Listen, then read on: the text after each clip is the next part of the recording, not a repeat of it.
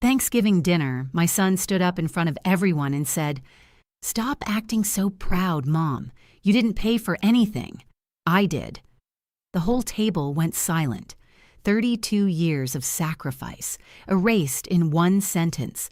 My name is Linda, and I'm here to tell you what happened when my son thought he could rewrite history.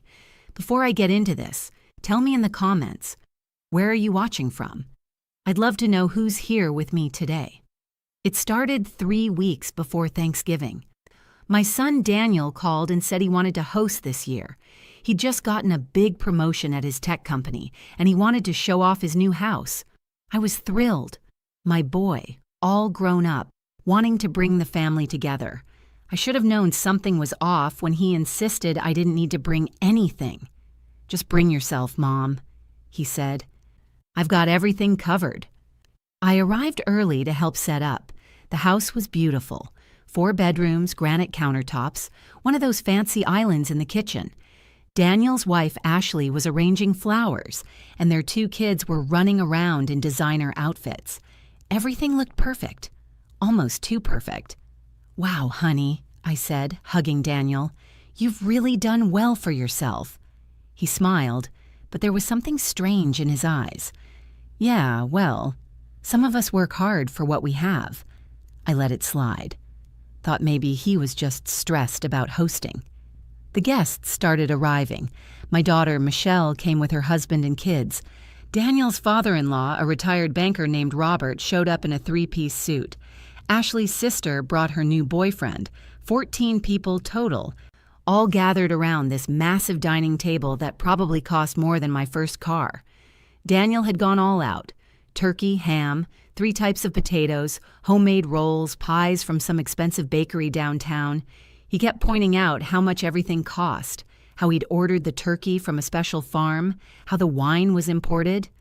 "Must have dropped $3,000 on this meal alone," he announced, pouring champagne. "But hey, family's worth it, right?" Everyone murmured their agreement. I felt a knot forming in my stomach. Then came the toasts. Michelle went first, thanking Daniel for hosting. Robert talked about family traditions. When it was my turn, I stood up and said something simple. "I'm just so proud of the man Daniel has become. Watching him build this life, this beautiful home, it fills my heart." That's when he did it. Daniel stood up, his face flushed red. "You know what, Mom? I appreciate the sentiment, but let's be real here. Stop acting so proud like you had anything to do with this. You didn't pay for anything. I did. I paid for college. I paid for my MBA. I paid for this house. All of it." The entire table froze. Forks stopped mid-air. Ashley's face went pale. Michelle's mouth dropped open. I felt like I'd been slapped. 14 pairs of eyes turned to me, and I saw it. That look. Like I was some burden who'd been taking credit for someone else's accomplishments. Like I was a liar. My hands started shaking. I stood there, unable to speak. Daniel wasn't done. "I mean, let's be honest," he continued, his voice getting louder. "You worked at a bank as a teller, right? How much could you have possibly saved?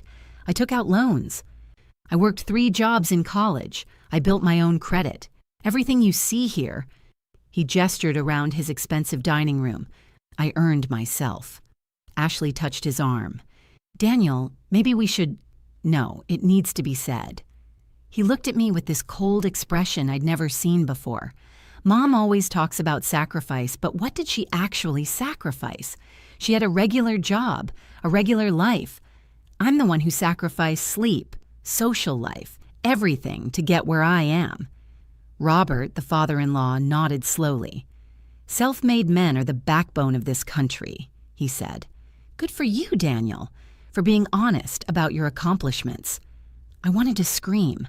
I wanted to flip that expensive table. Instead, I just stood there trembling while my son erased 3 decades of my life.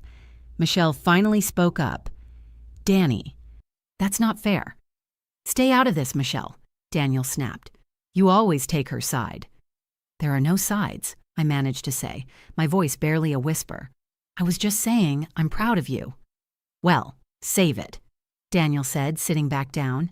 I don't need false pride from someone who thinks showing up is the same as providing. The dinner continued in awful silence.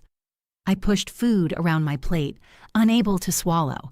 Every few minutes, someone would try to start a conversation, but it would die out quickly. The kids sensed something was wrong and got quiet. Even the expensive imported wine tasted like ash. I caught Ashley's sister whispering to her boyfriend, glancing at me. Michelle kept trying to catch my eye, but I couldn't look at her.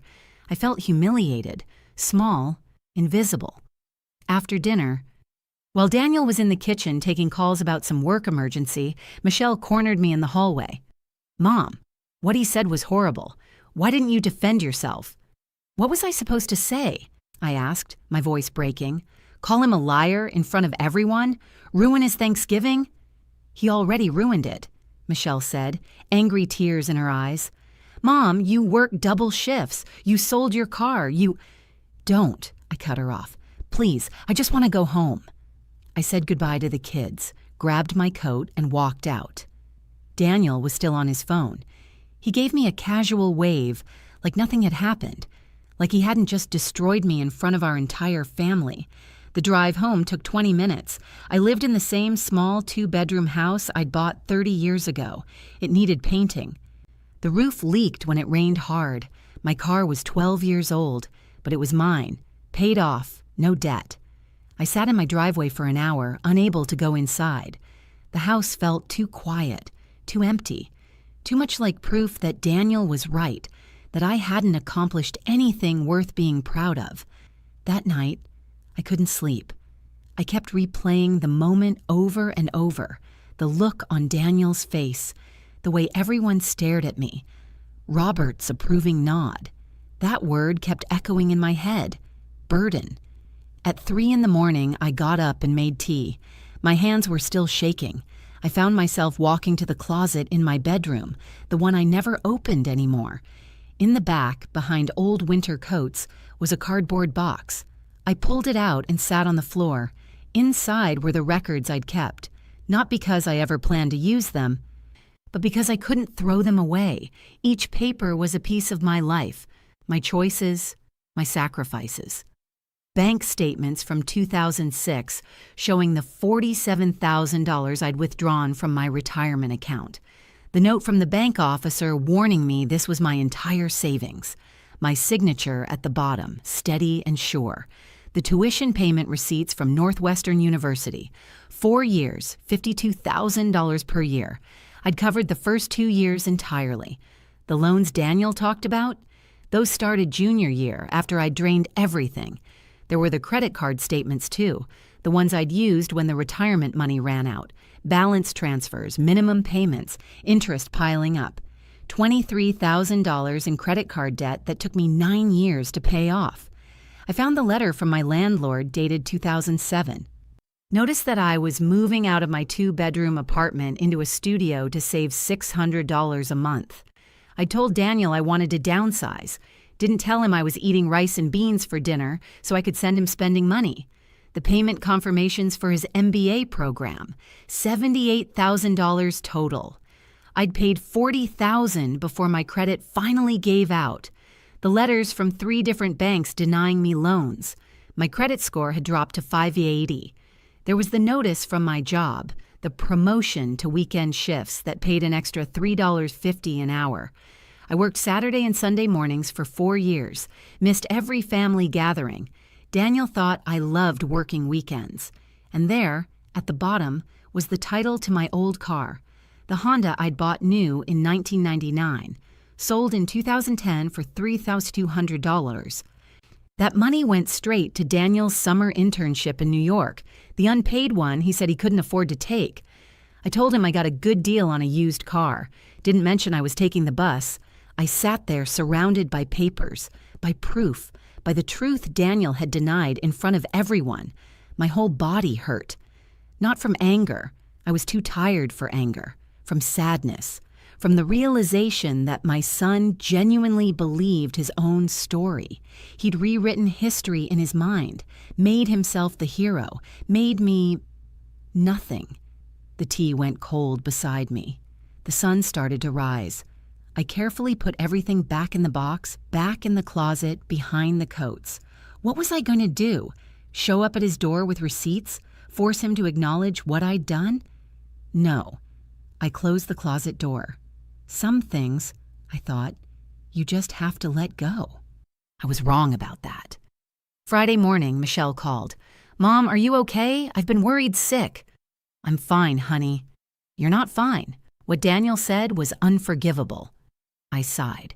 He believes what he said, Michelle. That's the hard part. He's not lying. He just doesn't know the truth. Then tell him. Tell him what? That I spent my retirement on his education, that I worked weekends for 4 years, that I went into debt so he could have opportunities? My voice cracked. What good would it do now? Michelle was quiet for a moment. "You're too good, Mom. Too forgiving. I'm just tired." We talked for a few more minutes before she had to go. After we hung up, I tried to go about my day. Cleaned the house, did laundry, made a grocery list. Normal things, but nothing felt normal. Saturday, I ran into my neighbor, Patricia. She's known Daniel since he was 8. "How was Thanksgiving?" she asked, watering her roses. "It was nice," I lied. "Daniel still doing well at that tech company?" "Very well. He just got promoted." Patricia smiled. "You must be so proud. You raised a good one, Linda. All those years you worked so hard putting him through school. It paid off." I had to excuse myself, went inside and cried in the bathroom.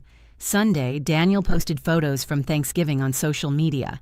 His beautiful house, the expensive meal, his perfect family. The caption read, "Grateful for everything I've built. Hard work pays off to my dear self-made blessed." 200 people liked it. 50 comments praising him. Not one mention of anyone else. Not his wife. Not his kids. Certainly not me. Monday, I went back to work. I still worked at the bank. Though I'd moved up from teller to loan officer 15 years ago. Nothing glamorous, but it was steady. Helped people. Paid the bills. "How was your holiday?" my coworker Janet asked. "Fine." She looked at me closer. "You don't look fine." I almost told her. Almost broke down right there in the break room. But what would I say? That my son was ashamed of me? That he thought I was nobody? Tuesday, I decided to stop thinking about it. Life goes on. Maybe Michelle was right. Maybe I was too forgiving. But I was 67 years old. I didn't have energy for drama. Daniel had his life. I had mine. Wednesday morning, I was making coffee when my phone rang. Unknown number. "Hello?" "Mom." It was Daniel. His voice was different, tight, stressed. "Daniel, hi. I need to talk to you about something." My heart sank. Was he calling to apologize? Finally? "The payment for my car. It's due in 2 days, $5,000. My bonus got delayed and Ashley's parents cut us off after some disagreement. I'm short." I stood there, coffee pot in hand, waiting. "I need you to loan me the money, just until my bonus comes through next month. I'll pay you back, I promise." The coffee pot felt heavy. The kitchen felt small. The whole world felt different suddenly. "Please, Mom, I really need this." I set the coffee pot down carefully, very carefully. "Let me make sure I understand," I said slowly. "You need $5,000 for your car payment." "Yes. Look, I know the timing is awkward after Thanksgiving, but this is business. This is different." Business. Different. The words hung in the air. "And you're asking me because you're my mother." He said it like it was obvious. Like 4 days ago, he hadn't announced to everyone that I'd never done anything for him. "I see. So can you help? I need to know today so I can figure something out if you can't." Something inside me shifted. It wasn't anger exactly, it was clarity. "Daniel, when you say you'll pay me back next month, how exactly would that work? Would you transfer it to my account? Write a check?" "Yeah, either way. Whatever works." He sounded impatient now. "Mom, I really don't have time for logistics. I just need to know if you can do it." "Can I do it?" I repeated. "That's interesting phrasing." "What?" "Nothing. Tell me something. This car, what kind is it?" "It's a BMW X5. "Why does that matter?" "And the payment is $5,000? It's a luxury vehicle, Mom. Image matters in my industry. I walked to my window, looked out at my 12-year-old Honda, the one I bought used after selling my good car to fund his New York internship. Here's what I'm wondering, Daniel. If I didn't pay for anything, if I never contributed to your success, why are you calling me now? Silence. Mom, that's not... Thanksgiving was just... I was being honest about my accomplishments. This is totally separate. Is it? Yes, look, if you can't help, just say so. I'll call someone else. Who? What? Who else are you going to call? Ashley's parents cut you off. Your father hasn't been in the picture for 20 years. Michelle is paying off her own student loans. So who, Daniel? Who else is there? His voice got defensive. I have friends, colleagues. I'm well connected. Then why did you call me first? More silence. Longer this time. Because you're my mother, and I thought you'd want to help me, he finally said, and there was something ugly in his tone. Something entitled. Right, I'm your mother. The one who worked a regular job, had a regular life, and apparently never sacrificed anything. Are we really going to do this right now? I apologized for Thanksgiving. No, Daniel, you didn't. You haven't said one word to me since I left your house. Fine. I'm sorry if you were offended, but I really need... If I was offended, I almost laughed. You humiliated me in front of our entire family. You erased everything I did for you. And now you want $5,000. I said I'd pay you back. Like you paid me back for college? For your MBA? For the car I sold so you could take that internship? Complete silence now. What are you talking about? And that's when I knew. He genuinely didn't know, didn't remember, had created a whole different story in his head. Daniel, I said quietly, do you remember your sophomore year at Northwestern? What does that have to do with anything? Do you remember how much tuition was? I don't know, like 40, 50 grand? Mom, I really don't have time. $52,000 per year. Okay, and I took out loans. When did those loans start, Daniel? Silence. They started junior year, fall of 2008. Want to know why? Mom, because that's when I ran out of money. I paid for your first 2 years entirely, $104,000 from my retirement account, the one I'd been building since I was 25. I heard him breathing on the other end, nothing else. You told everyone about your 3 jobs in college. Do you remember what those jobs were? I worked at the library, and I did IT support. You worked 6 hours a week at the library. That's one job, and it paid for your books. You did IT support for your dorm, 3 hours a week, and they gave you free housing upgrade for it. What was the 3rd job, Daniel? No answer. There wasn't one. You worked 9 hours a week total. You know how I know? Because you called me every Sunday and told me everything. You told me about your study groups and your parties and your spring break trips. Never mentioned struggling. Never mentioned 3 jobs. I must have forgotten. Your MBA, Daniel. $78,000. You remember taking out loans for that? Yes, I paid for my own education. You took out $38,000 in loans. I paid $40,000. Want to see the bank statements? His breathing changed, got quicker. The apartment you lived in during business school, the nice one near campus that cost $1,800 a month, I paid 12 months of rent. That's $21,600. You told your roommates your trust fund covered it. I never said... Your roommate Marcus came up to me at your graduation and thanked me for raising such a self-sufficient kid who never asked his parents for money. I smiled and said, "You're welcome." Do you remember that conversation? Silence. If you're with me on this journey, hit that subscribe button. I want to know you're here. The car you're calling about, the one you need $5,000 for, what happened to your first car? I sold it when I upgraded. I bought you that first car, a used Camry, $8,000. You sold it for $3,000 and put it toward the BMW down payment. So technically, I helped buy the car you're asking me to save now. I heard something that might have been a breath or might have been a word he couldn't finish. Your wedding. Ashley wanted that venue in Napa. Remember how the deposit was $15,000 and her parents could only cover half? Stop. I paid the other half. Told you I'd been saving. I'd been saving, Daniel. I'd been saving to repair my roof. It still leaks when it rains hard. Mom, please stop. But I couldn't stop. 32 years of silence was breaking open. When you got that internship in New York, the unpaid one you said launched your whole career, do you remember being worried you couldn't afford to take it? I figured it out, he whispered.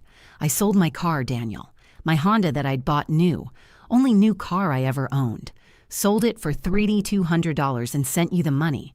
Told you I wanted to try using public transportation for environmental reasons. You didn't have to do that. You're right, I didn't. Just like I didn't have to work weekend shifts for 4 years to send you extra money, or move into a studio apartment to afford your tuition, or put $23,000 on credit cards that took me 9 years to pay off. Why are you doing this? His voice cracked. Why are you throwing all this in my face now? I'm not throwing it in your face. I'm answering your question. What question? You asked me to loan you $5,000. I'm explaining why that's complicated. Because you want to punish me for what I said on Thanksgiving. I laughed. Actually laughed. No, Daniel, because I don't have $5,000. Silence. Then, what? I have about $200 in my checking account, another $800 in savings.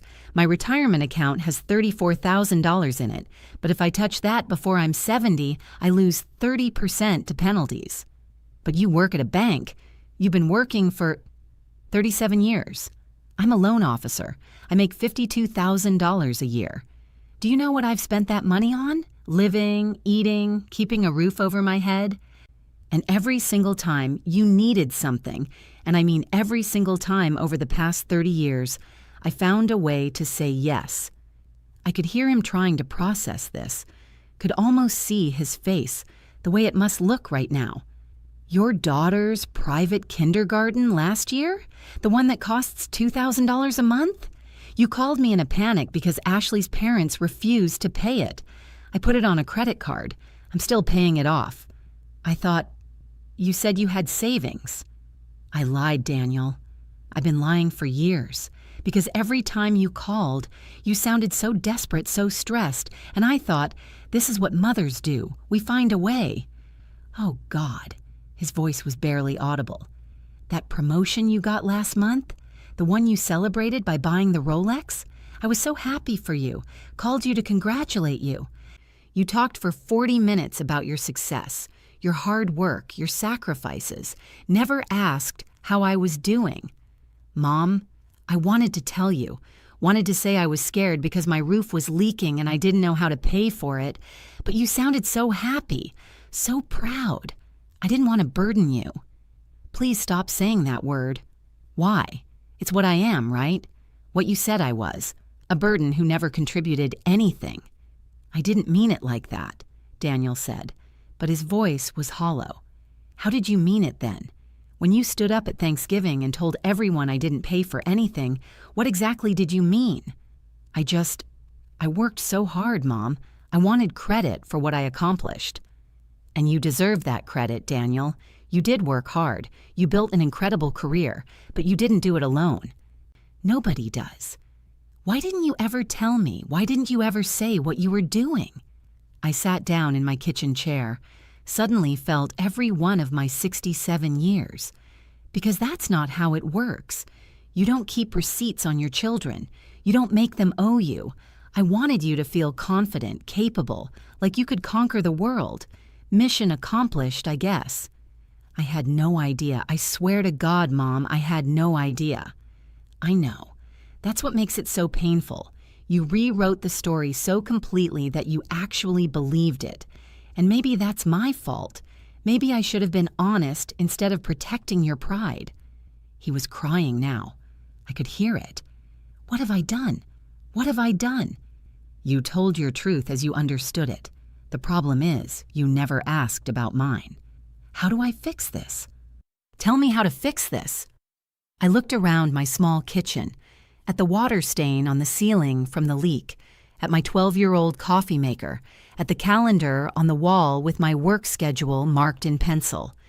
I can't loan you the $5,000, Daniel. I don't have it.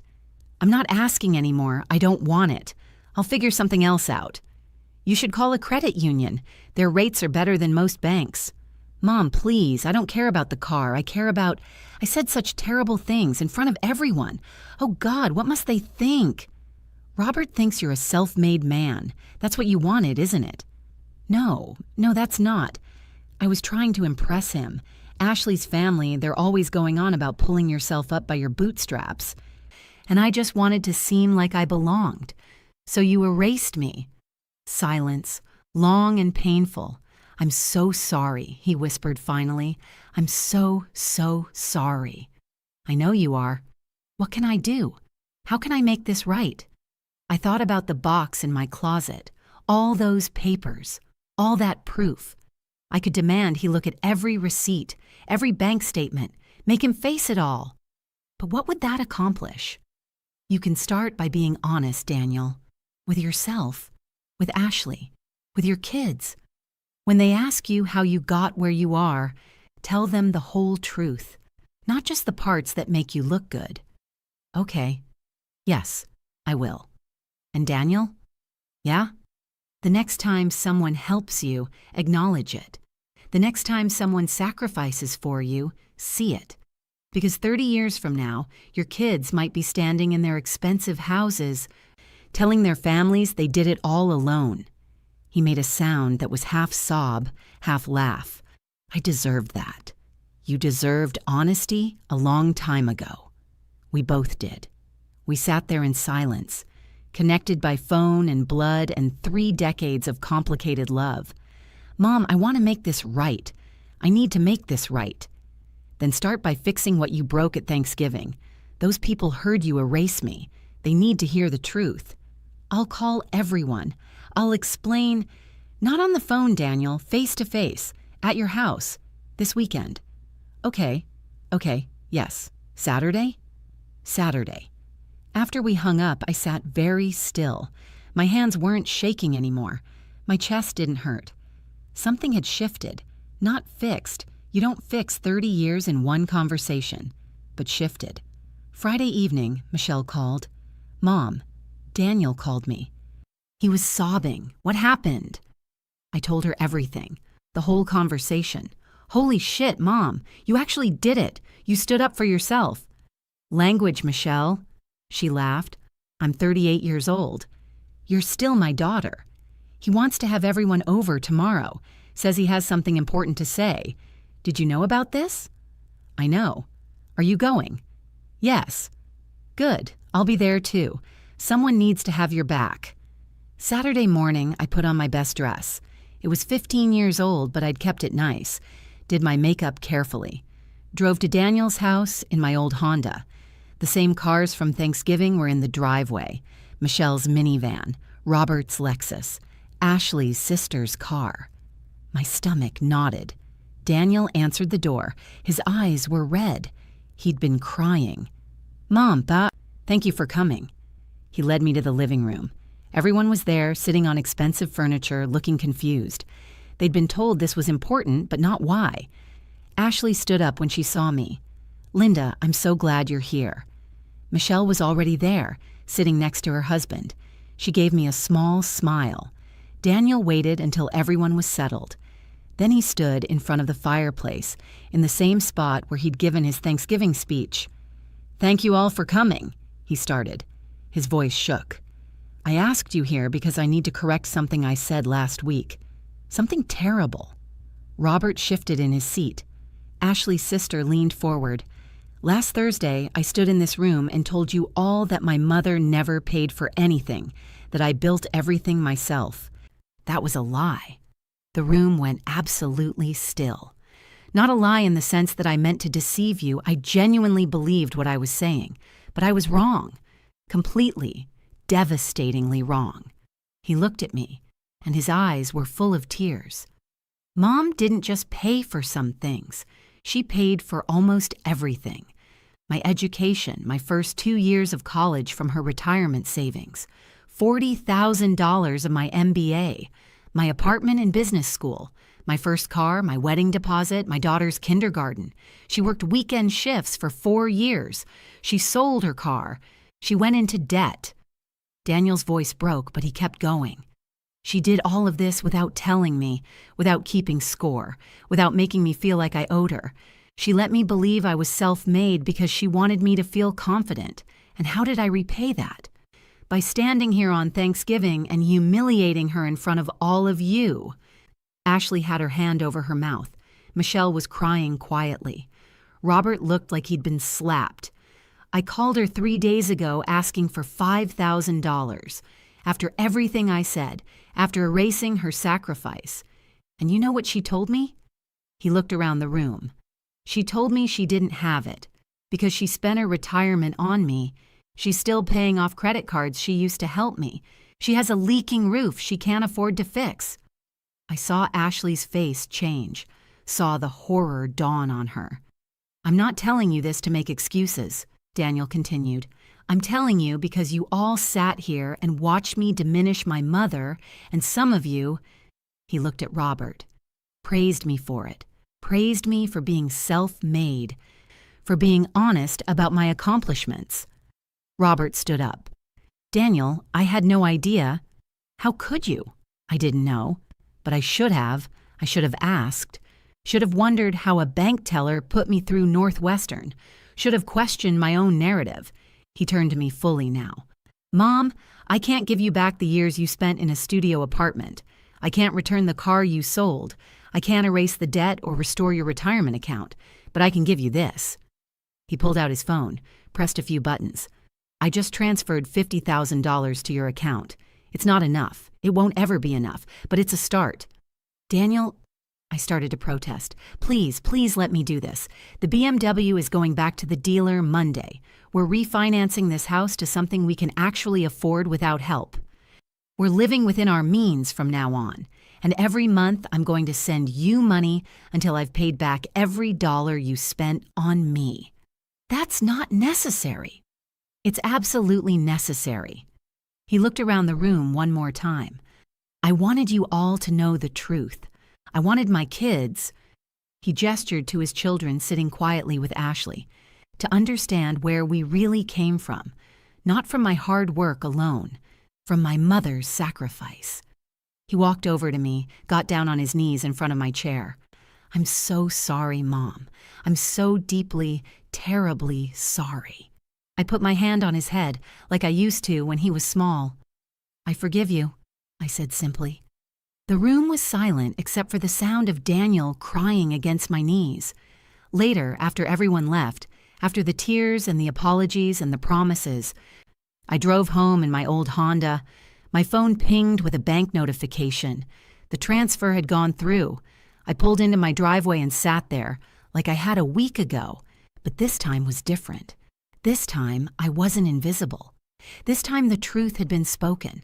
This time, my son saw me. And that was worth more than any dollar amount could ever be.